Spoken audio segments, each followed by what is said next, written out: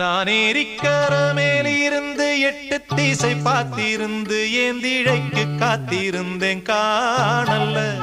மணி 7 8 ஆன பின்னும் ஊரடங்கி போன பின்னும் சோறு தண்ணி வேணும்னு தோணல்ல.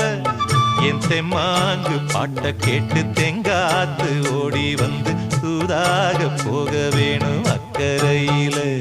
நான் உண்டான ஆசைகளை உள்ளார பூட்டி வச்சு ஒத்தேல வாடுறேனே.